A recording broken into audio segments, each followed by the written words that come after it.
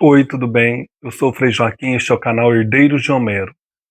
E hoje eu vou continuar a contar um pouco sobre a história da Virginia Woolf, sobre a sua trajetória literária, sobre a sua vida.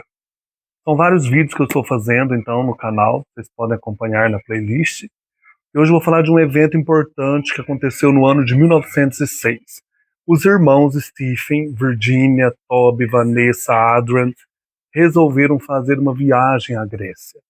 Uma viagem para voltar às raízes da literatura, porque o Toby gostava muito de literatura grega, incentivou a Virginia Woolf a estudar grego, tanto que ela tinha uma professora, Violet Dixon, que também os acompanha nesta viagem, e foi um momento muito importante para a formação literária deles, visitar a Grécia, né?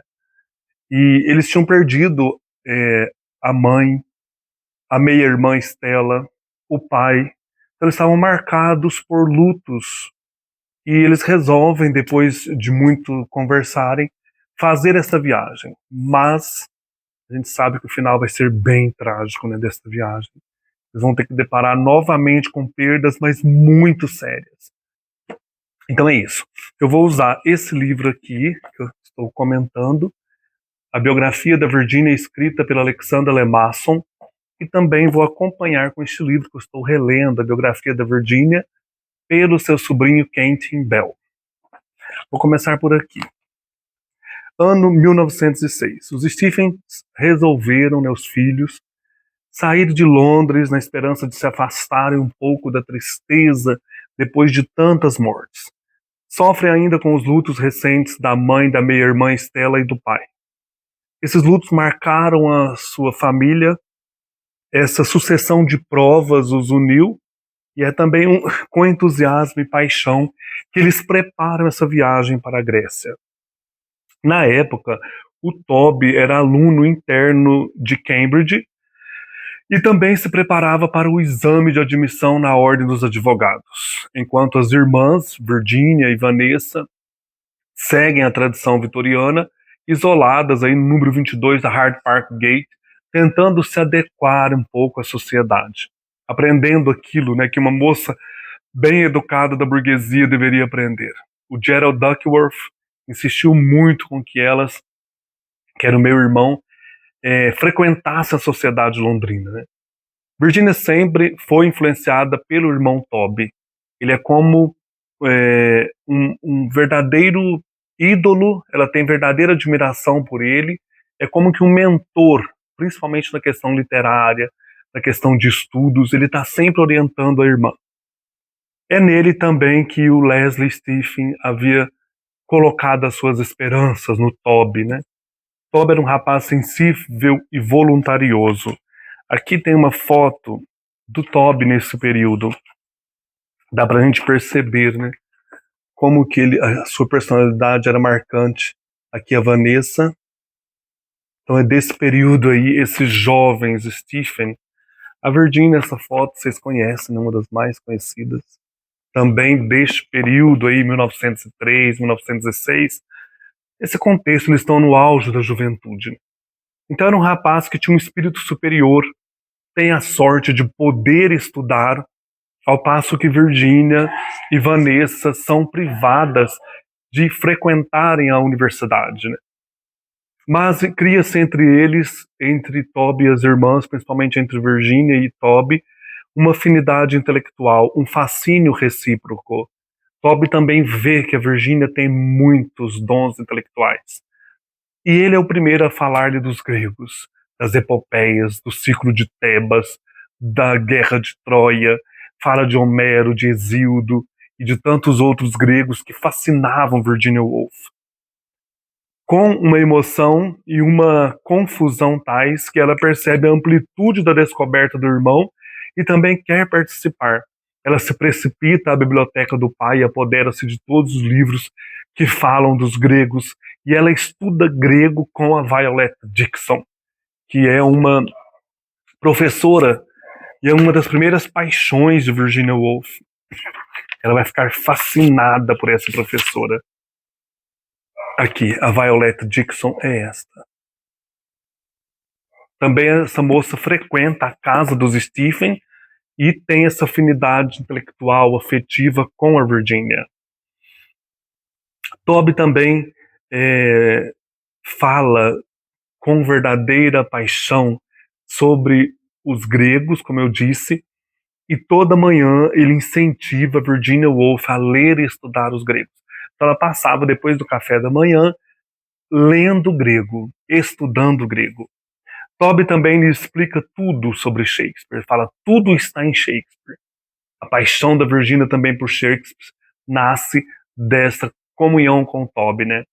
Alguns anos mais tarde, ela escreverá um ensaio sobre as mulheres, intitulado no livro intitulado Um Teto Todo Seu, um ensaio em que ela diz que o Shakespeare teria uma irmã tão genial como ele. Então ela cria essa irmã para o Shakespeare num ensaio importante no livro Um Teto Todo Seu. Para Virginia Woolf, essa viagem literária, essa viagem à Grécia é uma viagem literária. Então ela quer resgatar a emoção dos textos gregos. Vanessa, por sua vez, cuida do aspecto prático das coisas, né? Questão de hotéis, malas, etc. Cada um dos irmãos espera encontrar ali o paraíso perdido da infância. Querem reunir-se novamente ali como irmãos num país distante, né, na sombra dos gregos, do Pártenon, e discutir filosofia, literatura, encontrar o paraíso. Aquela forma de despreocupação e de liberdade que eles tanto amavam lá em Talland House, quando eles se reuniam nas férias lá na Cornualha, né? Então eles querem voltar àquela experiência. Adrian e Toby partem primeiro como batedores antes das irmãs, eles viajam primeiro, e as duas irmãs quiseram juntar-se a eles em Atenas. Então eles vão primeiro e depois as duas irmãs seguem. Virginia tem a sensação lá em Atenas de encontrar a luz exata da Cornualha, daquele período da infância. Pensa em sua mãe, em sua meia-irmã, em seu pai. Ela revê a sua vida lá em Atenas, né? A dor de ser órfã, na comiseração com que todos os veem. Então ela pensa muito sobre a vida lá em Atenas. Esse périplo, longe de cumprir a sua ideia inicial, vai ganhar aos poucos na Grécia um verdadeiro ar de pesadelo. Vai ser um tormento. Ao passo que Vanessa alimenta, como de costumes, temores quanto à saúde da sua irmã Virginia, que é frágil, é Vanessa quem fica doente. Ao chegarem na cidade de Corinto, os meninos, os jovens, os homens, continuam a viagem, enquanto Virginia se improvisa no papel de enfermeira de Vanessa. Então, Vanessa cai doente em Corinto. Por sua vez, o Toby vai pegar uma febre tifoide, que não é imediatamente diagnosticada. Então tem esse momento trágico. Aí eu falei da tragédia, é isso. Ele esgotado vai voltar a Londres e vai falecer no dia 20 de novembro de 1906. Então esse luto terrível, inesperado de Toby, da morte de Toby, vai deixar a Virginia arrasada, né? Acabar com a Virginia Woolf. Anos mais tarde ela vai escrever O Quarto de Jacob, que é uma homenagem ao Toby, né? Um romance elegíaco, cuja parte grega é toda impregnada pela lembrança desse irmão tão amado e dessa última viagem que fizeram juntos. Então aqui ela vai resgatar a importância do Toby. O Jacob aqui é o Toby. Isso vai ser demonstrado neste livro impressionante, onde ela começa a trabalhar aqui o fluxo de consciência, né, de maneira genial. Então ela traz essa dor, ela exorciza essa dor da morte do irmão. Também no livro, né, Passeio ao Farol, quanto no livro As Ondas, ela vai falar do luto da infância, cuja viagem à Grécia foi para ela como o dobre dos sinos. Essa viagem em 1906, que terminou tão tragicamente, com a Vanessa doente, a Violetta Dixon doente, o Toby morto, essa viagem vai ser como o dobre dos sinos da infância, né? Ali ela percebe que acabou mesmo o período da infância. Ao retornar a Londres, os dois únicos seres que ainda ligavam a esse período tão longínquo da infância, da tranquilidade, desaparecem de sua vida. Toby de maneira definitiva em novembro de 1906. E Vanessa de maneira simbólica, casando-se com Clive Bell em 1909. As relações que manterá de agora em diante com esse irmão morto aos 26 anos, gente. Ele tinha 26 anos quando morreu, né, o Toby. Lembra, então, as relações que instaurou com sua mãe. A perda, né? Aqui foi uma relação tão intensa com o Toby e depois ele morre, né?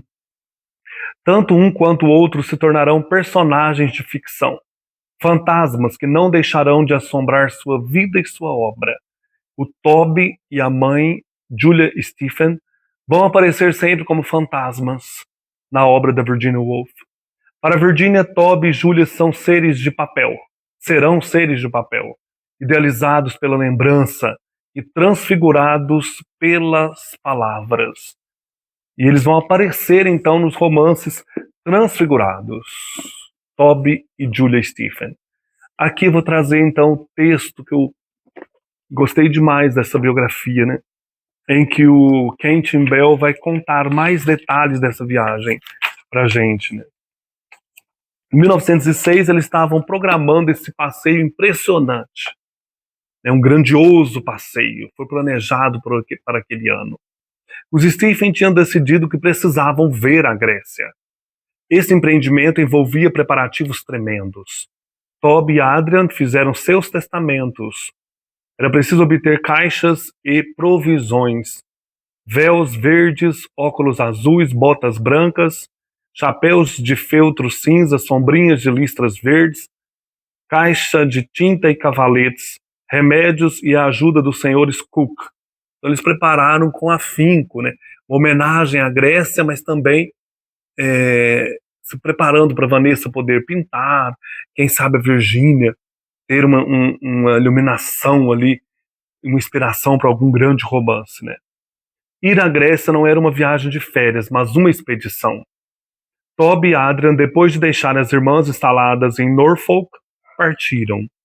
Partiram um mês antes, a cavalo, de Trieste, na Itália, passando pelo Montenegro e pela Albânia. Depois as damas Vanessa, Virginia e Violetta Dixon viajaram de trem para Brindisi e dali seguiram até Patras de barco. A gente pensa, né? Hoje é tudo tão fácil, né? Imagina aquela época, começo do século XX, viajaram a cavalo e as mulheres foram de trem. A 13 de setembro, os dois grupos se reuniram em Olímpia. E aí tem um texto aqui, olha.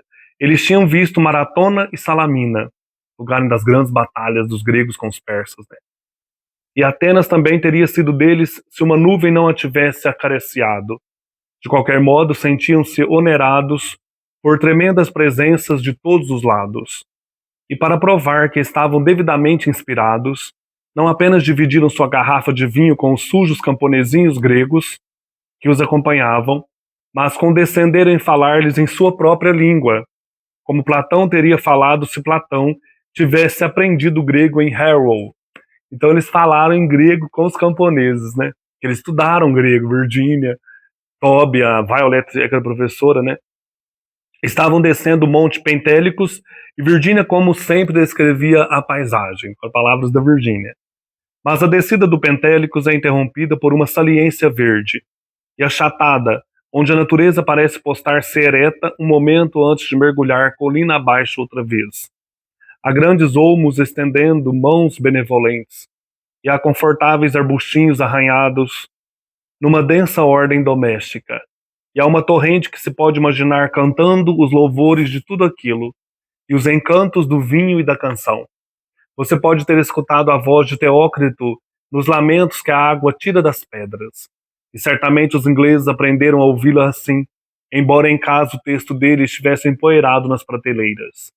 Aqui, de qualquer modo, a natureza e o cântico do espírito clássico fizeram 6 amigos desmontar e repousar.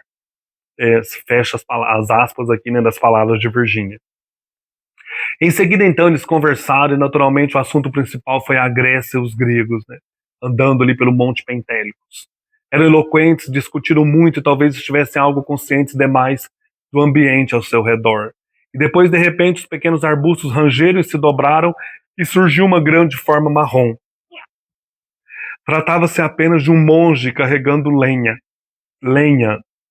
Era sujo, provavelmente letrado, mas havia tal força no olho com que os fitou que Virginia sentiu emoções, que se não na natureza, na intensidade, seriam inspiradas pelo próprio Pan.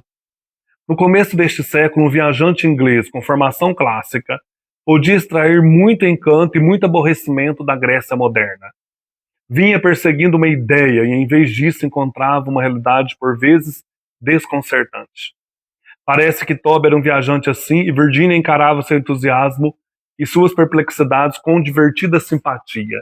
Eu achava que ele ia encontrar Platão filosofando, né? Aristóteles, de repente encontraram um monge grego ali perdido nesse monte, né? Mas no fundo suas emoções combinavam com as dele. Sua reação à Grécia era em grande parte a que se esperava de qualquer jovem inglesa em 1906. Ignorava totalmente a arte bizantina e não fazia nenhuma crítica do século V. Não ligava para os gregos modernos. Preferia os incultos valaquianos na propriedade dos Noels em Achimitaga. Como sempre, estava fascinada pelos seus companheiros de hotel e inventava histórias a respeito deles. A visão de Vanessa pode ter sido diferente. O que mais a impressionou foi o modo pelo qual os gregos localizavam suas construções. Lembrando que Vanessa é a mãe do Quentin, né? Mas ela não teve muita oportunidade de observar a arte grega. Quando chegaram em Patras, não se sentia bem. A viagem de trem de Olímpia a Corinto a irritou ainda mais. Mas depois de um dia ou dois pôde prosseguir até Atenas. A seguir partiram de barco para o Peloponeso, objetivando ver Epidauro, Tireno e Micenas. A viagem de volta de trem deixou Vanessa outra vez doente e o grupo teve que parar em Corinto para que ela descansasse. Deixando-a lá com Violet, e como parecia convalescendo, Virginia, Toby e Adrian fizeram seu passeio pré-programado para Eubeia a fim de visitar os Noels. Deve ser algum amigo deles, né, ingleses. Em seu retorno a Atenas, poucos dias depois, encontraram Vanessa sempre acamada, e dessa vez tão enferma que se alarmaram. Foi uma visão da Grécia esquisita, ansiosa e infeliz. Virginia passava a maior parte do tempo num quarto de hotel lendo Mérimée e aquecendo panelas de leite de cabra, que naturalmente fervia e derramava quando as lettres a um inconnu ficavam muito interessantes.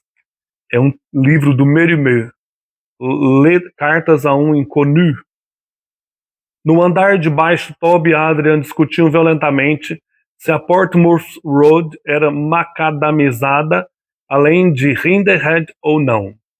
O assunto os ocupou por alguns dias, embora Toby fosse suficientemente sanguíneo ou social para voltar mais uma vez aos Noels. Esses amigos aí deles que moravam, né, nessa cidade grega. Após cerca de 15 dias, Vanessa melhorou e todos puderam voltar ao plano original. Então, doença, né, enfermidades aí. Toby retornava a Londres e o resto do grupo prosseguia por mar para Constantinopla. Vanessa, porém, ainda estava bastante mal. Teve de ser carregada e quase desmaiou quando a estavam levando a bordo no Pireu e novamente ao chegar em Constantinopla. Mas lá o médico a considerou suficientemente bem para voltar de trem à Inglaterra. Deixaram Constantinopla, da qual Virginia pouco viu, a 27 de outubro e chegaram a Dover em 1º de novembro. George as esperava com uma enfermeira para Vanessa. Disse-lhes que Toby estava doente no número 46 da Gordon Square, com febre alta. Vanessa foi posta logo na cama, mas não pôde dormir, sentia-se preocupada com Toby. No dia seguinte ele parecia melhor, a febre baixara. Era evidente que o médico não sabia o que havia de errado com ele. Fora uma forte crise disto ou daquilo, mas não havia motivo para pensar em algo sério. Ou que ele não iria melhorar, por enquanto ele e Vanessa deviam ficar na cama. Assim Virginia e Adrian se viram subitamente controlando uma casa com 2 doentes, enquanto Violet, que teria sido o grande apoio de Virginia, também caía de cama em sua casa em Manchester Street. Virginia descreveu-se vivendo entre enfermeiras, penicos, ácido fênico e médicos e, podia ter acrescentado, numa atmosfera de tristeza cada vez maior. pois embora se dissesse que Vanessa estava melhorando e Savage, chamado para analisar os vários sintomas nervosos, Savage é um médico, ri-se deles, ou ao menos afirmasse que os casos não eram absolutamente sérios, Toby não reagia ao tratamento. Isso não chegava a surpreender, pois os médicos tinham concluído que ele sofria de malária, e só 10 dias depois descobriram, através de uma intervenção discreta, mas desesperada da enfermeira, que o mal era a febre tifoide. Olha, gente, que dificuldade, né, para diagnosticar a doença. Então foram protelando e foi piorando, né? E viram que também Violet Dixon estava com tifo.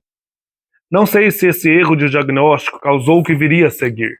Certamente a família Stephen tinha pouca sorte com seus médicos, como entre 1895 e 1897. Parece ter ocorrido um deslizar desamparado e confuso em direção à morte da mãe e da meia-irmã Stella, né? Toby passava de uma crise a outra, estava apático, exausto, fraco. Por fim, tudo que lhe restou foi a coragem de morrer com bravura. Nossa, que coisa, né? Para Virginia, essa desgraça que os atingiu e parecia roubar todos os sentidos de suas vidas foi até pior, porque Violet, agora gravemente enferma na cama, podia, segundo os médicos, ser ainda mais afetada pela morte de Toby. Dissera a Virginia que Violet de nada devia saber, custasse o que custasse. E assim Virginia, que lhe escrevia diariamente, tinha de fingir que seu irmão ainda estava vivo. Estamos superando todas as fases. Escreveu ela a 20 de novembro, dia da morte de Toby. Toby está esplendidamente bem, furioso com suas enfermeiras porque não lhe querem dar costeletas de carneiro e cerveja. Pergunta por que não podemos cavalgar com Bel e caçar gansos selvagens. Eu já tinha morrido, né? Assim ela escrevia 3 dias depois do funeral.